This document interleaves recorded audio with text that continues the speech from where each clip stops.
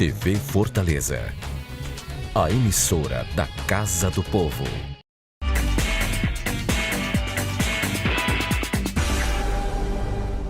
Superior Tribunal de Justiça decide que condomínios não podem proibir o morador de criar animal de estimação. Pesquisa revela que para muitos jovens a grande oportunidade do estágio dos sonhos está relacionada a valores pessoais. E um alerta, segundo o Disque 100, em 2018 foram registradas 17.093 denúncias de violência sexual contra menores de idade no Brasil. A gente vai falar também que os motociclistas estão mais cuidadosos quanto ao uso dos itens de segurança como o capacete. Conheça sobre a Previdência Complementar da OAB-Prev e as dicas de concursos jurídicos com inscrições abertas na nossa agenda. A partir de agora, você acompanha os principais destaques do judiciário brasileiro aqui no programa Mundo Jurídico.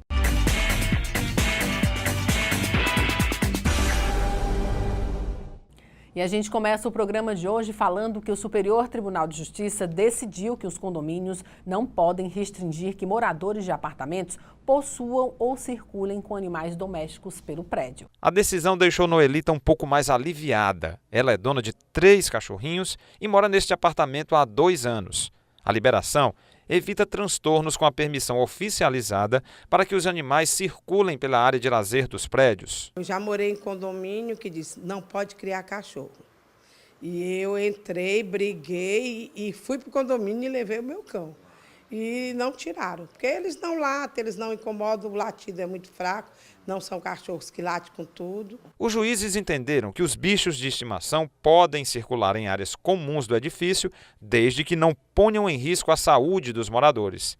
A medida atende à necessidade das mudanças culturais que, hoje em dia, colocam os animais como companhias quase inseparáveis para os tutores. A decisão do STJ representa um avanço, uma mudança na nossa cultura, né? Haja visto que os animais, hoje em dia, são considerados membros da família. Então, isso demonstra a sensibilidade do tribunal, uma mudança nessa perspectiva de entender que eles hoje não podem mais ser considerados como coisas. Mesmo com a liberação, continuam prevalecendo algumas regras do bom senso. Como, por exemplo, se o animal sujar, o dono é responsável por limpar essa sujeira dele. E também só usar o elevador de serviço.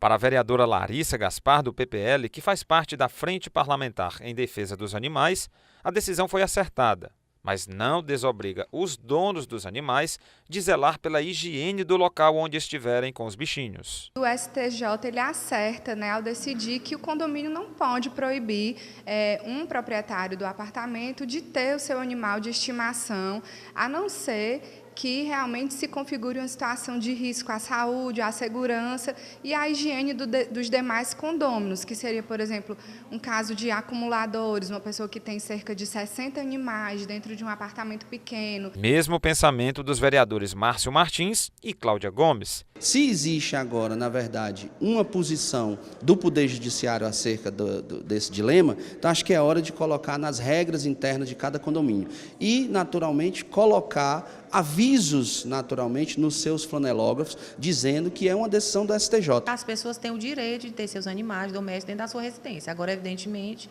que aquele animal ele não pode causar um risco à saúde dos demais, nem a dela mesma. Então, a gente tem muito receio em relação às pessoas que gostam de acumular, por exemplo. Existe um acúmulo de animais, então é um risco à saúde. E você que é estudante, já teve um estágio dos sonhos? Uma pesquisa do Centro de Integração Empresa-Escola revelou que para muitos jovens a grande oportunidade está relacionada a outros valores pessoais. Afinal de contas, o que é o estágio dos sonhos? Para 53,3% dos jovens que participaram da pesquisa feita pelo CIEA, o Centro de Integração Empresa-Escola, o estágio dos sonhos está numa organização que representa uma causa com a qual o estudante se identifica. Já o desejo de receber Bolsa Auxílio com valor alto é de 26,6% das respostas. Para 31% dos alunos, não concordar com a missão da empresa é fator determinante para não permanecer na organização. É o jovem enxergando o mundo de forma diferente. O jovem hoje mudou, né? A visão dele de mundo mudou, porque ele está muito mais preocupado com as questões socioambientais. Assim, ele está tendo muito acesso a informações que eu não tinha antigamente, tá? Então essa situação passou a preocupar muito o jovem. Então, se ele encontrar um ambiente propício, empresas que também estão preocupadas com isso, ele vai se sentir muito mais motivado a estagiar nessas empresas e sim produzir muito mais por conta disso. Desde sua fundação, há 55 anos, o CAA capacita profissionalmente estudantes por meio de programas de estágio. Atualmente, no Brasil, administra o estágio de mais de 200 mil estudantes e a aprendizagem de mais de 100 mil jovens e adolescentes. Em Fortaleza, são 5.600 estágios em atividade e 3.700 aprendizes. Para entrar no banco de dados, basta fazer o cadastro em caa.org.br. Daniele cursa o 7º semestre de Engenharia Civil. Se candidata agora a uma vaga dos sonhos. Por que não? Tem que ser na minha área, né? Que eu já estou bem pertinho de me formar, então eu já tenho que começar a ter especialidade nessa área. Para aqueles que desejam a vaga tão sonhada, fica a dica. Jovem, permaneça curioso, seja comprometido, né? Tenha assim, um foco. Se eu gosto de trabalhar com determinada situação, vou conhecer pessoas daquele segmento, eu vou me interagir com mais esse ambiente, eu vou ler mais a respeito. Então, comprometimento, curiosidade, educação, sim, certo? E proatividade.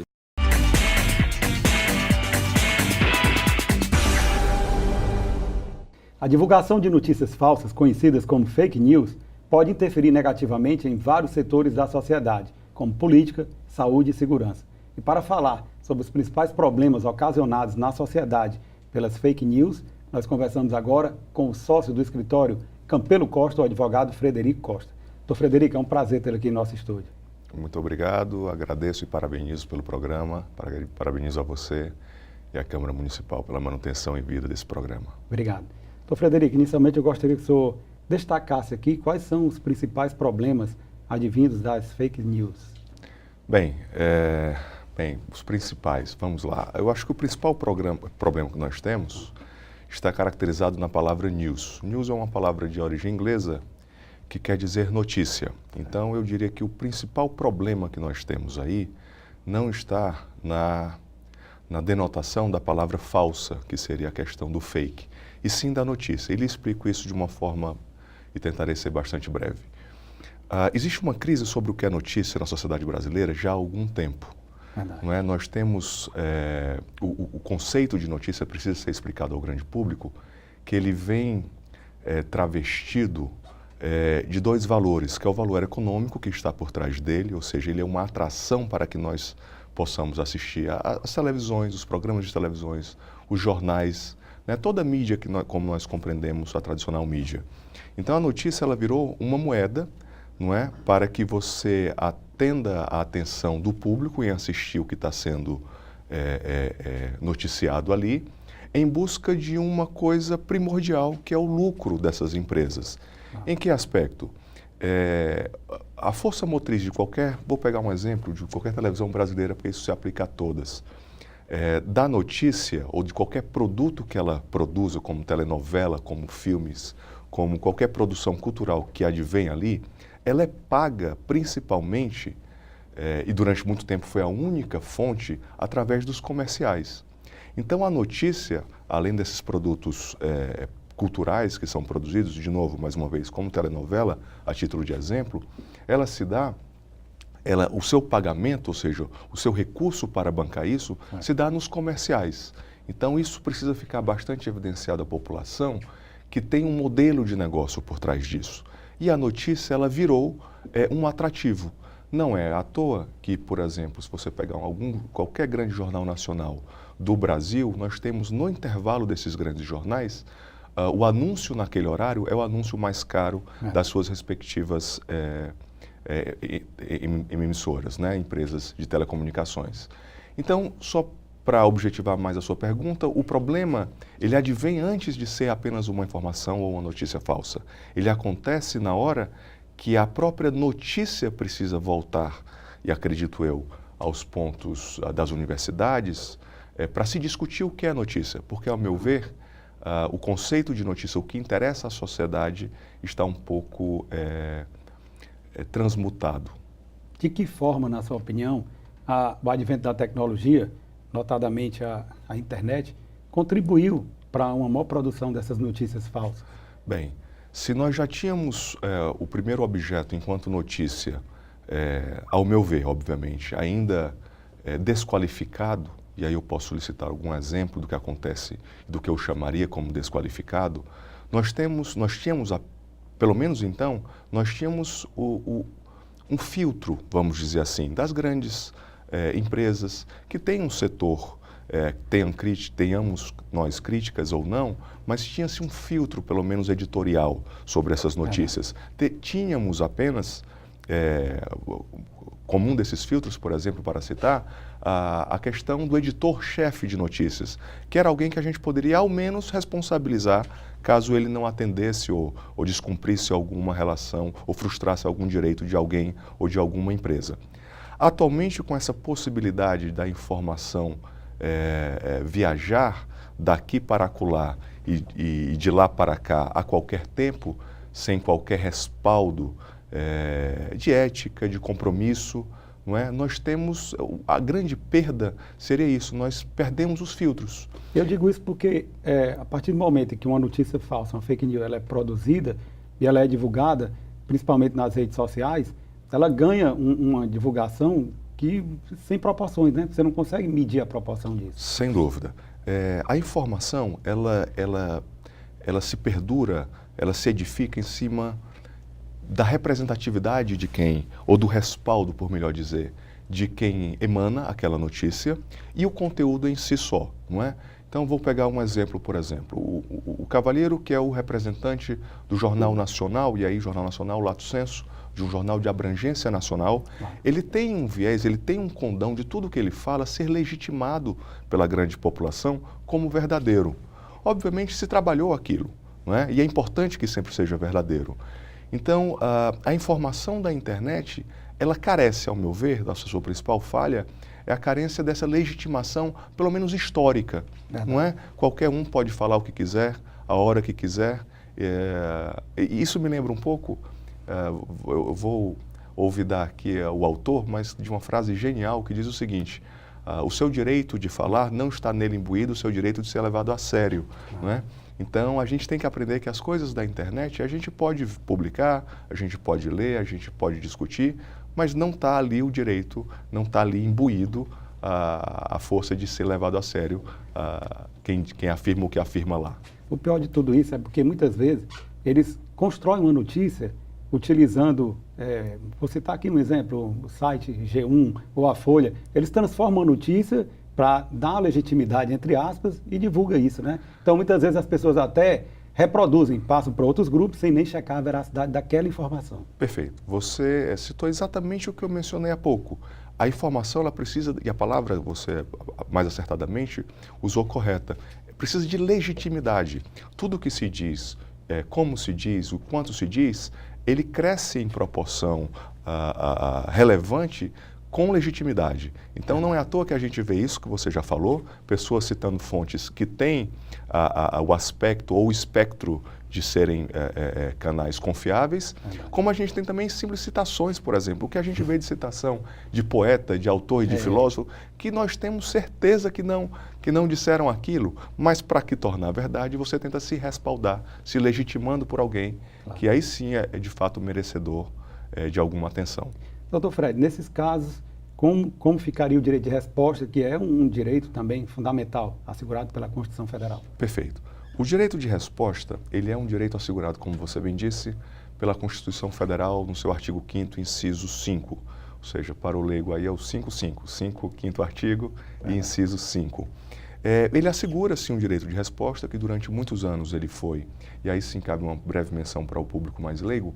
A Constituição, ela tem alguns comandos que eles não são instrumentalizados, ou seja, você só tem ali a garantia do direito, mas você não tem a forma de como você vai exercer esse direito. Então, geralmente se faz isso por uma legislação infraconstitucional. Havia, durante muito tempo, a lei de imprensa, que regulava isso aí. Ela foi determinada por alguma razão inconstitucional E aí depois, em 2015, veio ser suprida essa lacuna pela Lei 13.188 de 2015, salvo engano, que determina o poder o direito, de resposta, né? E o que é o direito de resposta? O direito de resposta é simplesmente quando alguém vê que tem algum direito ofendido, e isso é interessante mencionar, porque nessa lei especificamente trata-se a pessoa que tem o seu direito ofendido, rasgado, a lei trata como o ofendido, tá? E não basta a simples sensação de estar sendo ofendido, tem que ter uma ruptura a direito de imagem, a direito material, a direito à moral, não é? Então você tem que ter a ruptura do direito. E instrumentalmente, como é que isso se dá? A partir do momento que você sabe que tem alguma informação que lhe é desfavorável no aspecto, de novo, mais uma vez, que rompe algum direito que você tem enquanto pessoa ou enquanto empresa, porque existe também resposta de pessoa jurídica, né? Você tem um prazo decadencial de 60 dias, ou seja, do dia que você toma ciência da veiculação ali, você tem 60 dias para solicitar que o órgão que foi veiculado aquela informação, na qual você deseja rechaçar, para que ele faça um desagravo, tá certo? Utilizando o quê? Noções de proporcionalidade, ou seja, de duração da mesmo agravo, você tem que ter um tempo concedido a você da mesma montante proporcional. Doutor Fred, como harmonizar direitos tão antagônicos? De um lado você tem o direito de resposta e do outro lado a liberdade de expressão, ou vice-versa. Eu gostaria que você respondesse logo após um breve intervalo.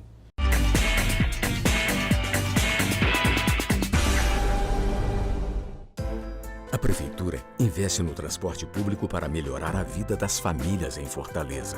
Criou o Bilhetinho, passagem gratuita para crianças de até 7 anos. A Prefeitura amplia a frota de ônibus com ar-condicionado.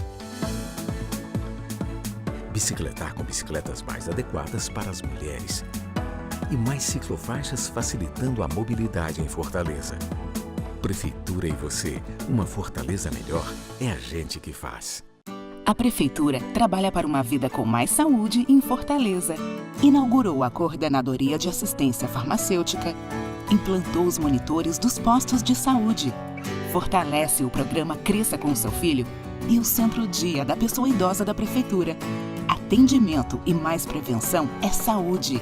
Criou os núcleos de desenvolvimento infantil e inaugurou o Centro Materno Infantil do Conjunto Ceará. Prefeitura e você, uma saúde melhor é a gente que faz.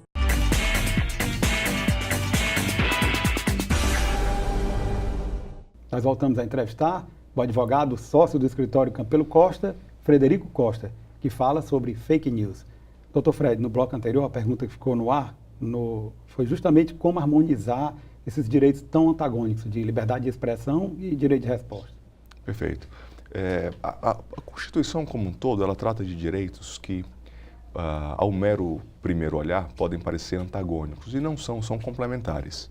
Não é? O direito de resposta, como eu disse no bloco anterior, ele não é simplesmente para ser requerido quando você se sente ofendido, até porque a ofensa é algo de caráter muito subjetivo. Você pode falar que não gostou do tom da minha gravata, e eu senti isso como uma ofensa, mas não há nenhuma ruptura a direito meu aqui ocorrido, não é? Então não é só a ofensa, tem que ter a ruptura a um direito. O que nós temos na livre possibilidade de expressão, não é? Ela é muito mais ampla e sim, ela deve ser defendida a todo tempo e a qualquer tempo o nosso direito de estabelecer nossas convicções, salvo quando ela causar a ruptura a direito a alguém. Não precisa ser nenhum grande constitucionalista para compreender e para lembrar do conselho que nossas avós nos davam, né? Quando ela dizia, olha, seu espaço termina quando começa o do outro. Né? Então essa noção do que eu posso me expressar, do que eu posso falar, ela limita-se ao direito do outro. É importante, inclusive, ressaltar aqui para os nossos telespectadores de que princípios constitucionais ou direitos fundamentais, quando em conflito, eles não são simplesmente afastados um em detrimento do outro, na realidade, é aplicada uma técnica de sopesamento. É preciso sopesar cada um desses direitos, não é verdade? Perfeito, sem dúvida alguma, não é? Mais uma vez, não há nenhum conflito, a meu ver, nem aparente, não é? Porque tem que haver, sim, a ruptura a algum direito, não é? Não é só o mal-estar que aquela informação pode lhe causar. Agora, eu gostaria que o senhor analisasse um pouco do aspecto penal dessas notícias produzidas falsamente, né, da fake news, que acabam se configurando em crimes como injúria, difamação, não é verdade? Perfeito, exatamente. O aspecto do direito de resposta que nós mencionamos anteriormente, ele tem um aspecto não pecuniário e não penal. Claro. Ele é apenas uma solicitação que a empresa que veiculou a informação que não deveria ter veiculado, ou da forma que veiculou, claro, não é? Porque pode ser só uma mera retratação ou só uma complementação de algo, não precisa ser totalmente descabido ou desprovido da verdade para que você peça o direito de resposta. Mas ela não tem um caráter econômico. O que ocorre é o seguinte: caso não a empresa não aqueça a sua solicitação de pedido de resposta, você tem aí um prazo de até 7 dias para, a partir disso, você fazer prova de que você pode fazer isso por determinação judicial, ou seja, você pode adentrar o judiciário e aí pedir. Isso é uma característica específica da lei da resposta, né, do direito de resposta. E aí nós temos 2 vieses que isso pode advir disso, não é? É a questão da reparação civil, que você pode pedir reparação por danos morais, materiais, danos à imagem, etc., e os seus congêneres. E nós temos o advento das questões penais, não é? Dos crimes que podem correr, da natureza da informação que foi dita. Os crimes contra a honra. Os crimes contra a honra, perfeitamente, os congêneres ali da calúnia, da difamação, que você já tão bem citou. Doutor Fred, na sua opinião, qual seria a solução para mitigar os efeitos maléficos dessa fluidez da informação? Maravilha. Vamos lá. Para nós mitigarmos qualquer problema, primeiro precisa o diagnóstico, tá certo? E a minha grande raciocínio acerca de qual seria o grande problema da notícia é que está faltando, e aí sim, acredito que voltar nos bancos das faculdades de jornalismo, principalmente, a ter uma discussão mais acadêmica sobre o que é notícia. Eu posso lhe dar um exemplo disso do que eu quero lhe dizer. Vou pegar um exemplo real, obviamente sem citar nomes. Há alguns anos aqui no estado do Ceará, teve um caso de um jovem que era casado com a sua esposa e tinha um filho ainda bebê. Esse jovem, por alguma razão que não nos interessa saber, veio a matar a sua esposa, a assassinar a sua esposa, assassinou o seu filho e logo em seguida se matou. Né? Se assassinou não, é impossível, mas se matou, não é? Bem, a imprensa fez um escarcéu, colocou televisão móvel com satélite na parte de fora do exterior do apartamento dele, colocou o mesmo aparelho tecnológico com um satélite no advogado que lá representava, ou que estava fazendo a representação da família ali. Fez uma ampla cobertura. Uma ampla cobertura, não é? A pergunta que fica é, vamos lá, esse cavaleiro morreu, o autor, o algoz, faleceu. As vítimas não estão mais lá. Nós estamos penalizando com a ampla divulgação dessa notícia apenas a família da vítima, vamos chamar assim, da esposa, e da vítima 2, que é a própria família do rapaz. Não há nenhum ganho na sociedade a ampla divulgação desse crime. Eu não consigo ver, a não ser uma fragmentação de um fato para durar o interesse do espectador e assim a mídia poder ganhar dinheiro nos seus comerciais. Pelo contrário, essa ampla divulgação vai elevar mais sofrimento para os familiares, né, de ambas as partes. Sem dúvida, né? Você tem exemplos, se você me permitir ainda citar, claro, a questão do suicídio, por exemplo. O suicídio é algo que o próprio Conselho de Medicina afirma que toda notícia acerca de qualquer cometimento de homicídio tem que ser suicídio tem que ser muito cuidadosa, porque se você começa a noticiar detalhes de como aquilo foi realizado, detalhes que são da caracterização do crime, isso pode, para uma pessoa que está numa situação parecida de debilidade mental ou psíquica, a ter ideias, ou seja, a começar a aprender, na verdade, vira um manual de instrução de como você tira a sua própria vida. Então, você pega alguém fragilizado com informação. Então, isso pode ampliar um ato que a sociedade não quer para um todo, né? Então a gente tem que ter muito cuidado, raciocinar um pouco o que é notícia, o que é que vale a pena, o que é de interesse social. Infelizmente, doutor Fred, isso é uma técnica do jornalismo antiga, e digo isso porque, inclusive, quando concluí meu curso de comunicação social pela UFC, a minha monografia foi com base nessa tese, de que a imprensa ela trabalha muito mais com um aspecto negativo do que o positivo, que é o que chama a atenção, é a chamada cultura do sinistrose. O que é sinistro vende e atrai muito mais atenção. É o sensacionalismo utilizado como estratégia mercadológica. Isso ocorre até hoje, né, nos dias de hoje. Infelizmente, a imprensa ainda não mudou a sua forma de trabalhar. É tanto que se você pegar as capas dos jornais, principalmente os jornais populares, o que vai estar lá é sangue, né, é traição. São coisas que atraem o imaginário do povo. Perfeito. É isso mesmo, é isso mesmo. Tem que haver um amplo debate acerca do que é notícia, não é? E eu acho que isso nos interessa a todos. Existe, utilizarei essa palavra mais uma vez, e é algo que eu compartilho com alguns amigos, que é a fragmentação dos nossos estados. O que eu quero dizer com isso é o quê? Nós temos, toda vez que nós vemos uma notícia ruim na televisão, nós não nos doemos, porque é apenas mais um de nós que está ali passando por um momento de dificuldade, ou teve um parente morto por um assalto, seja lá o que for. Nós não conseguimos nos colocar no lugar dele. Mas o que nós não compreendemos é que a sociedade é feita por todos nós.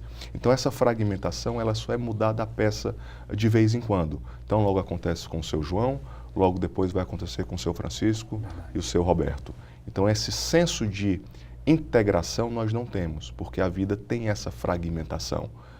O que não nos deixa de perceber e saber que isso é uma falsa sensação de realidade, porque somos um só enquanto sociedade.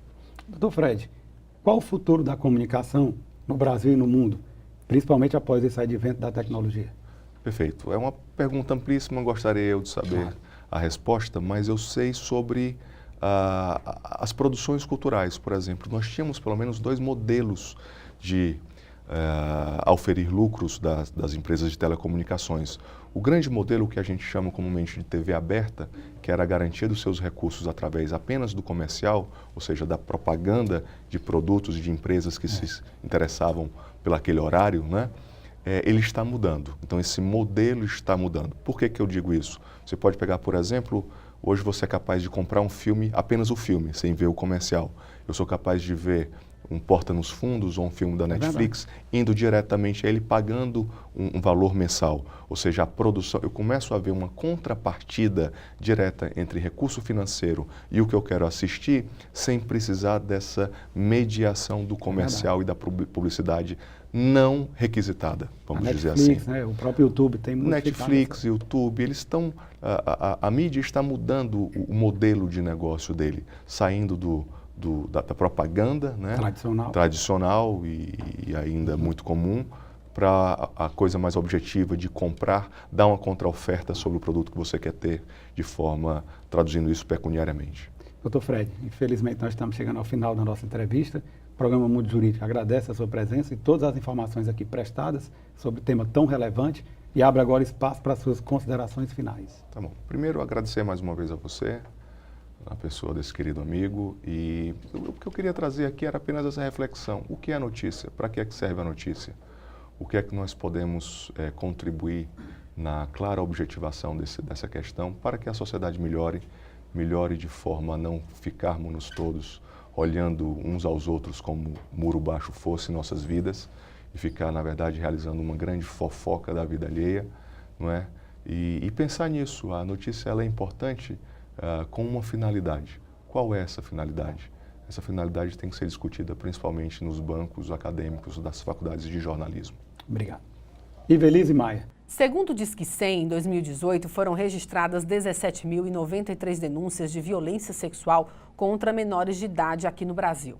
A maior parte é de abuso sexual. Só aqui no estado do Ceará, mais de 3.000 crianças e adolescentes foram vítimas de estupro e exploração sexual por dia no ano passado. Veja na reportagem de Joana Frota, com imagens de Cristiano Oliveira. Prevenir e chamar a atenção de todos para o enfrentamento do problema da violência sexual praticada contra crianças e adolescentes no Brasil. É com esse objetivo que a Comissão Especial de Defesa dos Direitos da Criança e do Adolescente da OAB Ceará participa da campanha nacional Faça Bonito, além de apoiar outros mecanismos de proteção. A gente acredita que essa temática é uma temática bastante relevante e que a OAB, como entidade de classe, mas não só como entidade de classe, uma entidade que tem finalidade pública também, ela deve ter uma atuação nessa área e nessa temática.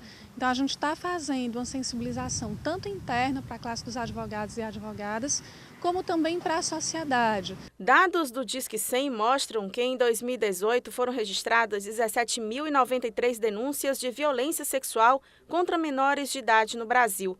A maior parte é de abuso sexual, com 13.418 casos. Mas há denúncias também de exploração sexual, 3.675.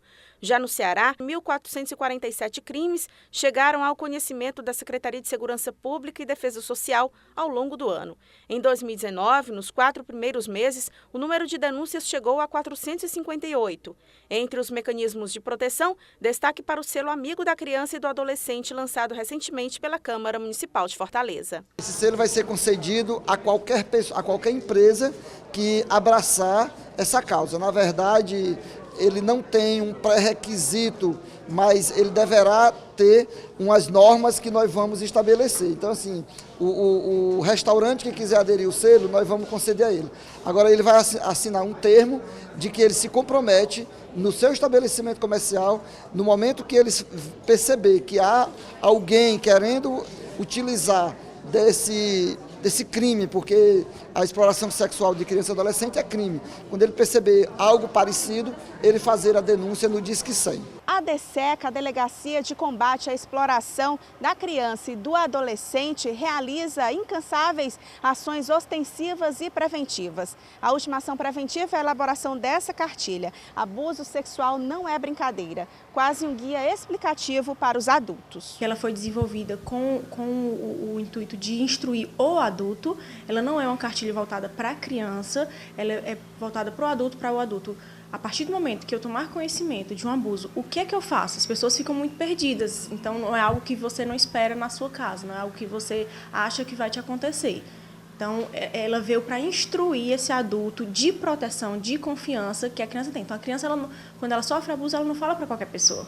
Ela procura um adulto de confiança. Então, esse adulto de confiança ele tem que estar preparado. Para que o combate seja efetivo, é essencial que o trabalho seja integrado e com apoio também de retaguarda. A gente pretende que essas ações de assistência social, elas sejam reforçadas no atendimento da criança vítima e de suas famílias, seja via os CREAS, o Centro de Referência Especializado em Assistência Social, seja em parceria com serviços de psicologia, políticas de reforço à escola, no apoio a esses alunos e alunas que sofrem esse tipo de violência.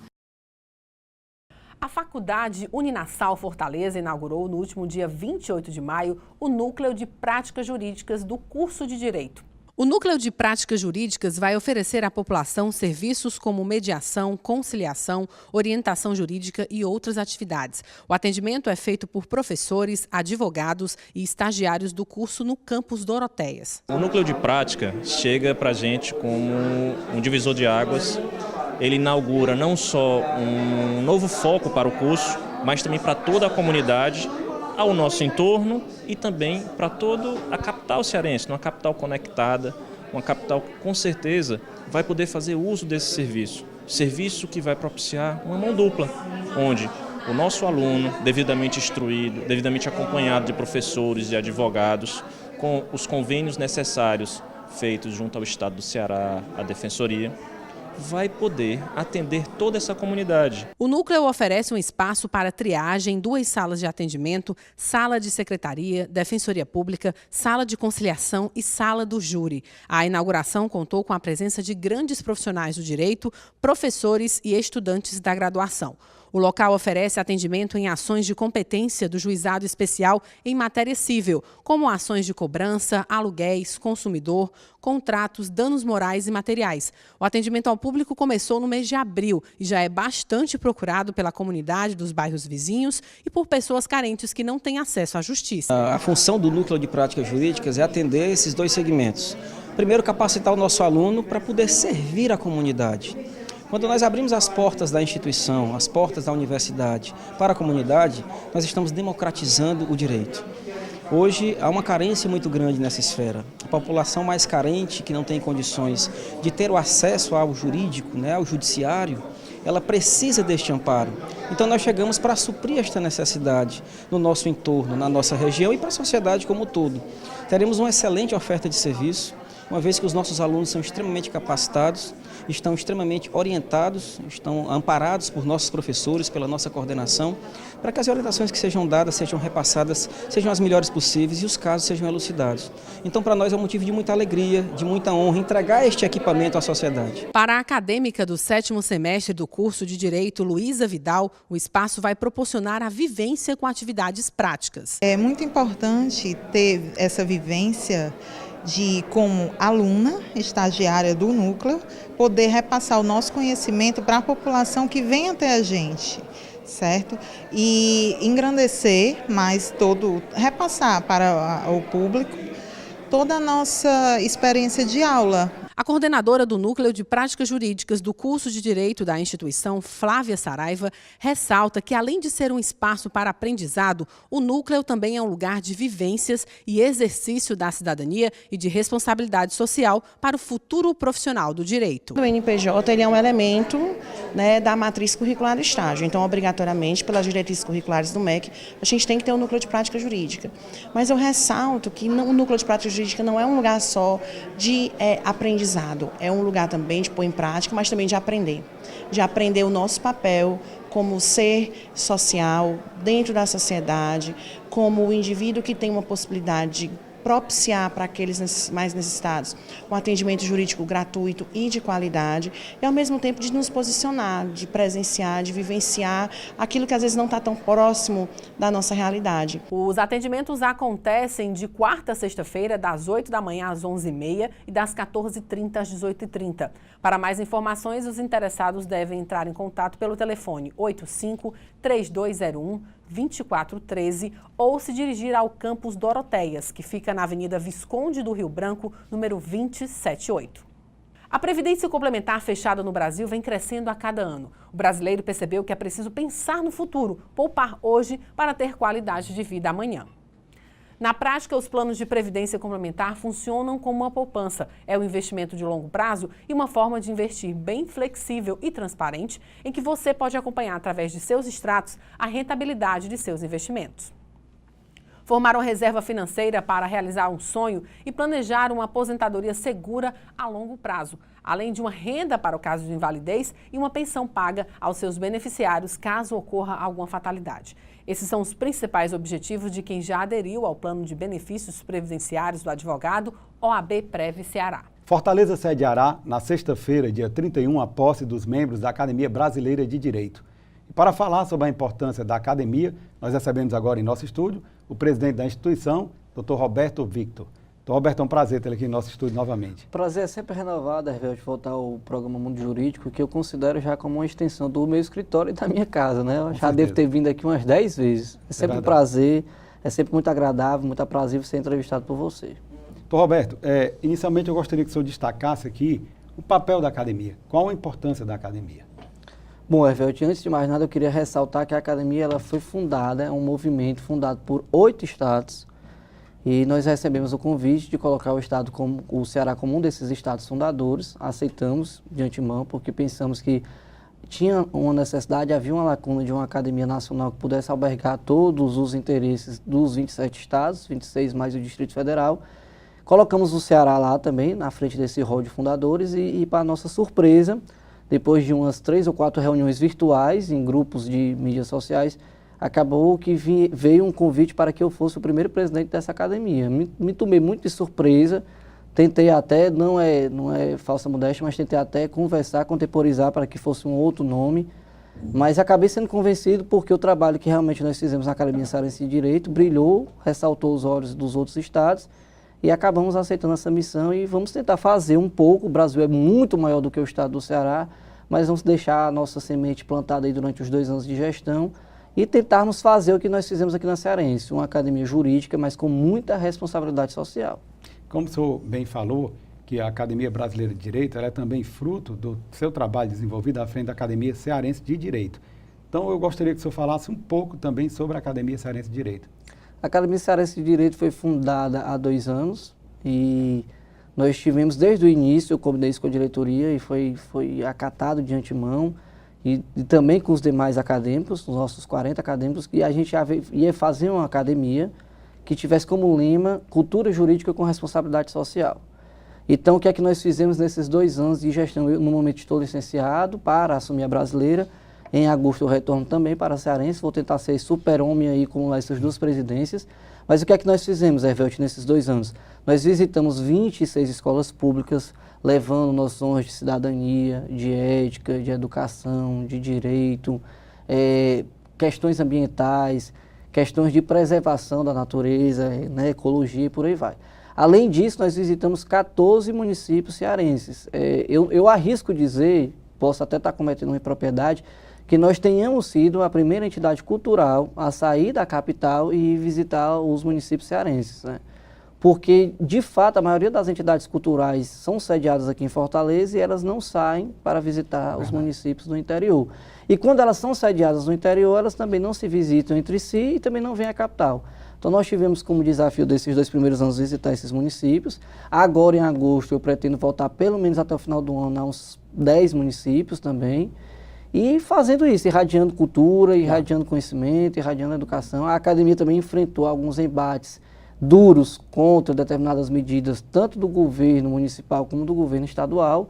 Cito um exemplo de 2 casos em que a gente atuou de forma muito simbólica, que foi o projeto Praia Acessível, que encontra-se ali na Praia de Iracema, onde nós pleiteamos a mudança de um horário, porque entendemos que o horário de 10 da manhã às 2 horas da tarde é um horário impróprio para você tomar banho de mar por conta da radiação solar, e ainda mais você expor os nossos irmãos que são portadores de necessidades especiais, deficientes físicos e deficientes mentais.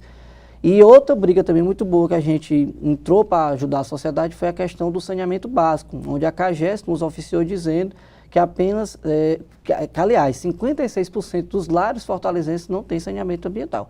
Poxa, mais da metade dos nossos irmãos fortalezenses sem ter saneamento básico, né? Imagina no interior do estado. Então, assim, a academia sempre se prontificou nessa luta, nessa frente. Durante esses 2 anos nós apresentamos 3 projetos de leis estaduais para deputados e 3 projetos de leis federais. Inclusive, um deles já está aí em pleno vapor, que é uma indicação nossa, uma sugestão nossa, que é usar o FGTS, Hervelt, para fins educacionais. Então, hoje nós temos no rol da lei do FGTS que pode ser sacado por algumas condições. Da entrada no imóvel próprio, quando você tem uma moléstia grave. E uma das condições que a gente implementou através de um projeto de lei de sugestão ao deputado federal foi que pudesse também ser sacado para questões educacionais. Então, o que seria isso? Eu tenho lá 40 mil reais no meu FGTS e quero fazer um doutorado na Europa, mas não tenho dinheiro para custear esse doutorado. Então, eu vou sacar esse dinheiro, faço doutorado na Europa e trago mais conhecimento, trago mais desenvolvimento para o meu estado onde eu vou trabalhar, né? Então, assim, a gente tem procurado fazer, temos tentado estarmos ao lado da sociedade para fazermos uma coisa diferente. E vamos tentar fazer isso agora a nível nacional. A pergunta era justamente essa. Esses projetos exitosos, então, desenvolvidos em nível local, em nível estadual, serão levados para o nível nacional? Pelo menos nos meus 2 anos de gestão, esse é o meu compromisso, né? Eu tenho a aventura e a sorte, vou ter essa aventura e essa sorte de ter representante nas 27 unidades federativas. Portanto, eu sempre vou ter alguém para estar me ajudando ali e quando necessário for, se tiver que ir em loco, essa academia, muito embora seja brasileira, Hervelt, ela não vai, pelo menos na minha gestão de 2 anos, se furtar a brigar por questões regionais. Então vamos supor que o estado do Acre esteja necessitando de uma intervenção mais técnica, mais precisa, né? E a gente vai juntar o nosso corpo acadêmico, que são de luminares, são realmente de baluartes do direito nacional, para que a gente possa interferir de algum modo e ajudar a sociedade, né? Doutor Roberto, são, ao todo, 40 acadêmicos na Academia Brasileira de Direito. Eu gostaria que o senhor ressaltasse aqui alguns nomes, né? Eu vejo que tem nome aí de peso, né? De juristas, né? De ministros, a exemplo do Luiz Roberto Barroso, né? Ministro do Supremo Tribunal Federal, juristas como Fred Didier. O senhor poderia ressaltar alguns nomes? Essa academia tem uma característica muito interessante, Hervelt. Ela tem 40 cadeiras, né? Dessas 40 cadeiras, 27 são privativas e exclusivas dos estados. Certo. Isso quer dizer o quê? Cada estado vai ter uma representatividade. Sempre, até a existência dela. Por exemplo, eu sou o ocupante da cadeira do Ceará. Ótimo. Daqui a 150 anos, quando eu falecer, porque eu quero viver mais 120, estou com 30 e poucos, só vai poder ser ocupada essa cadeira do Ceará por um cearense. Então nem adianta, surgiu a cadeira do Ceará. Vamos citar aqui um outro exemplo. Surgiu a cadeira do Rio Grande do Sul. Nós temos um ministro de extrema envergadura, de extremo conhecimento, de extremo reconhecimento nacional, mas que ele não é gaúcho, ele não adianta nem se candidatar, porque ele não vai entrar nessa cadeira. Então, as 27 cadeiras são exclusivas de estados e as 13 cadeiras restantes, para formar os 40 acadêmicos, nós demos a juristas consagrados, independente de estados. E nesse rol nós vamos ter o ministro Luiz Roberto Barroso, nós vamos ter o Lênio Streck, nós vamos ter o Ivens Gandra da Silva Martins, nós vamos ter a Maria Berenice Dias, que é uma ex-desembargadora lá do Tribunal do Rio Grande do Sul. E o Fred Dias está na cadeira da Bahia. Da Bahia. O Humberto Martins, que é ministro e hoje corregedor nacional de justiça, está na cadeira de Alagoas. O ministro Marcelo Navarro Ribeiro Dantas está na cadeira do Rio Grande do Norte. Então, assim, esses ministros, a maioria dos ministros, nós temos o ministro Augusto César Leite de Carvalho do TSD, que está na cadeira de Sergipe. A maioria dos ministros estão nas condições estaduais. Ficaram apenas nas condições das 13 cadeiras remanescentes aqueles juristas que realmente são quase uma unanimidade para o direito nacional, né? Não que o Fred Dias ou esses ministros que eu já citei não sejam, mas a gente conseguiu fazer com que os estados tivessem representantes conhecidos a nível nacional. Outra característica importante é que os patronos dessas cadeiras também são juristas nascidos naquele estado. Então nós vamos ter o Cláudio Bevilacqua aqui no Ceará, nós vamos ter o Cândido Mendes no Maranhão, o Raimundo Faoro no Rio Grande do Sul, o Miguel Reale em São Paulo e por aí vai. Doutor Roberto, a Academia Brasileira de Direito ficará sediada onde? Eu gostaria que você respondesse logo após um breve intervalo.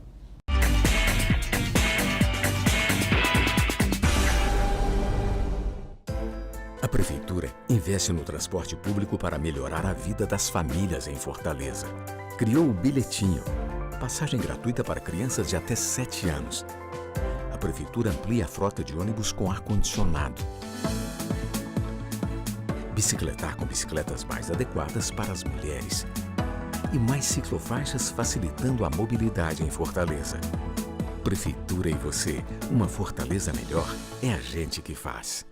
A Prefeitura trabalha para uma vida com mais saúde em Fortaleza. Inaugurou a Coordenadoria de Assistência Farmacêutica, implantou os monitores dos postos de saúde, fortalece o programa Cresça com seu Filho e o Centro Dia da Pessoa Idosa da Prefeitura. Atendimento e mais prevenção é saúde. Criou os núcleos de desenvolvimento infantil e inaugurou o Centro Materno Infantil do Conjunto Ceará. Prefeitura e você, uma saúde melhor é a gente que faz.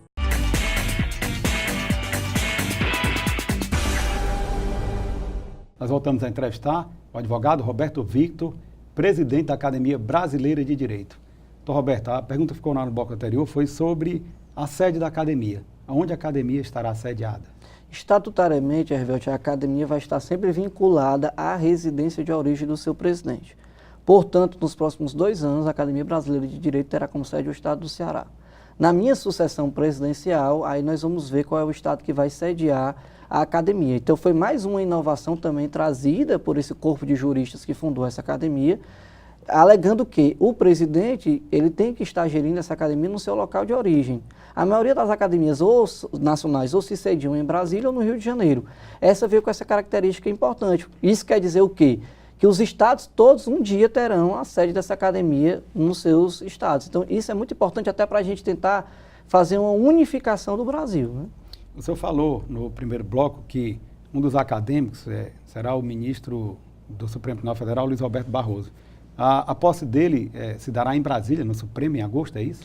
O ministro Luiz Roberto Barroso me telefonou semana passada, infelizmente agora próximo dia 31, onde será a nossa posse com os acadêmicos aqui no Ceará, em Fortaleza, ele estará em Lisboa, ministrando uma palestra, mas já deixou marcado, pré-marcado na nossa agenda, combinado com a gente, com a diretoria, que no dia 21 de agosto, em Brasília, no salão do STF, nós vamos dar posse a ele, ao professor Ivens Gandra da Silva Martins e o professor Lênio Streck. Então esses 3 serão coroados lá em Brasília e tomarão posse nas salas lá no Supremo Tribunal Federal. Doutor Roberto, um grande trabalho que o senhor desenvolveu à frente da Academia Cearense de Direito foi aproximar a academia cada vez mais da sociedade. Então, eu queria que o senhor falasse um pouco da importância de abrir a academia, que ela não fique de forma fechada, mas que ela chegue cada vez mais próxima da sociedade. Aqui não vai uma crítica às demais academias, até porque pertence a outras, mas a maioria das academias, elas têm uma estrutura encastelada, né?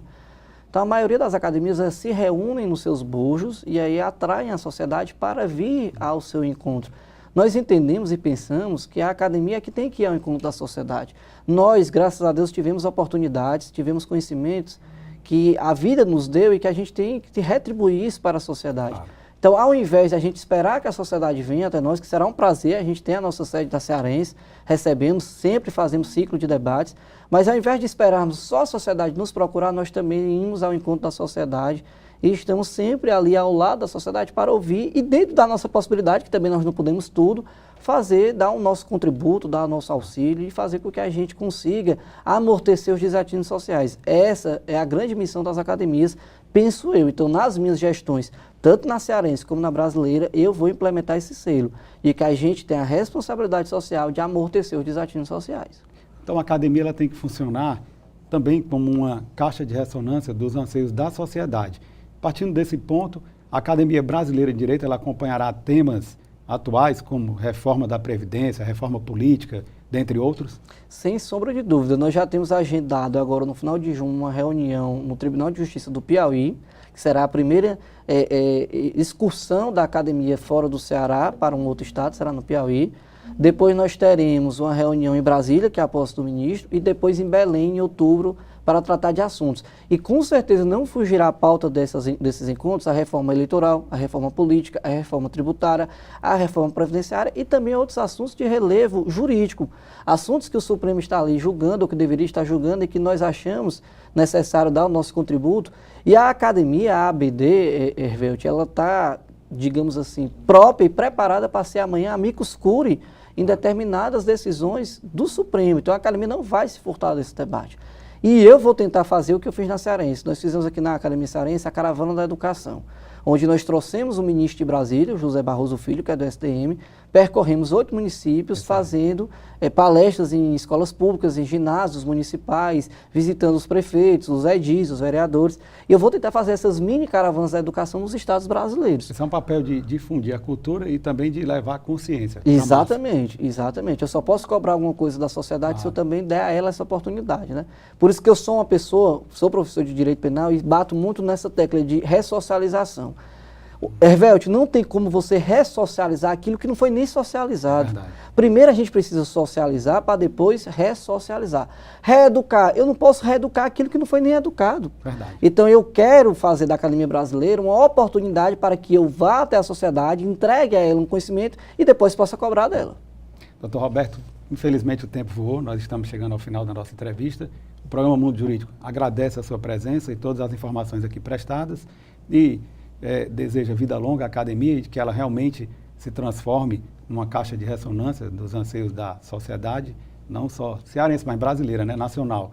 A exemplo do que foi feito pela Academia Cearense de Direito. E abre agora espaço para suas considerações finais. Eu agradeço o convite, Hervelt, e convido a todos que estão nos assistindo para dia 31 de maio, agora sexta-feira, no Hotel Sonata de Iracema, assistir a uma posse histórica da Academia Brasileira de Direito e também ter a possibilidade de encontrar alguns nomes que a maioria dos acadêmicos e dos profissionais de direito os conhece apenas em obras, em livros, em televisão, ter a possibilidade de ter esse contato real e físico com eles, né? Então, fica aqui o nosso convite e estamos sempre à disposição, seja na Academia Cearense de Direito ou seja na Academia Brasileira de Direito. Obrigado.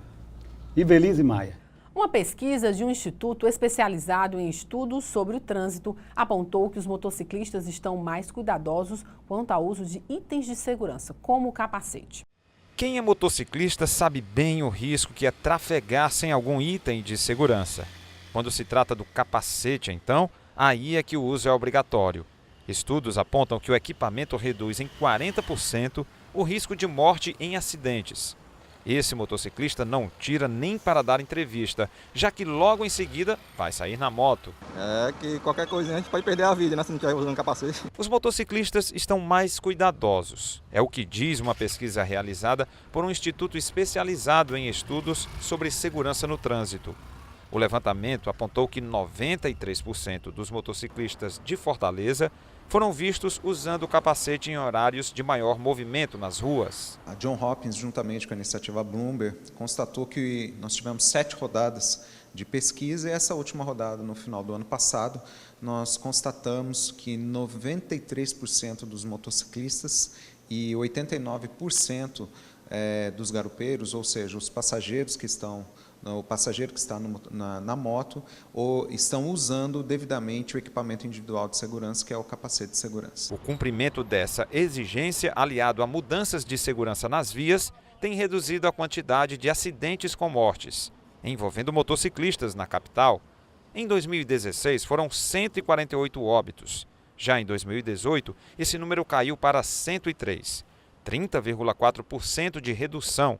Ações preventivas e campanhas de conscientização são realizadas periodicamente para criar uma consciência da importância do uso do capacete. A gente trabalha muito fortemente aqui em Fortaleza com várias ações de educação para o trânsito, fiscalização, não é? E também, propriamente dito, também a habilitação do condutor dentro da cidade. Então, vários fatores acabam colaborando para a gente conseguir coletar e ter esses grandes resultados positivos, que são a redução do número de mortes. Mais motos nas ruas aumenta o risco de acidentes. E com esse transporte não dá para brincar. Subiu na moto, coloca o capacete. Regra de motociclista que valoriza a vida. Sair sem o capacete? Nunca. O trânsito tá para brincadeira não. Qualquer coisinha a pessoa não tiver cuidado, vai ao chão. E chegou a hora de você conferir as dicas dos principais concursos jurídicos com inscrições abertas no Brasil na nossa agenda. Procuradoria-Geral do Município de Minas Gerais, inscrições até 23 de junho. Banco de Brasília, inscrições até 29 de julho. Defensoria Pública do Distrito Federal, inscrições até 29 de maio. E o programa de hoje fica por aqui, mas você pode acompanhar as nossas reprises na TV Fortaleza, canal 61.4 digital, às quintas-feiras, às 7 da manhã, aos sábados, às 13 horas e às terças-feiras, às 15 horas. Siga nossas redes sociais no Instagram, no Facebook e assista também o programa no canal do YouTube. Obrigada pela sua companhia e até a semana que vem.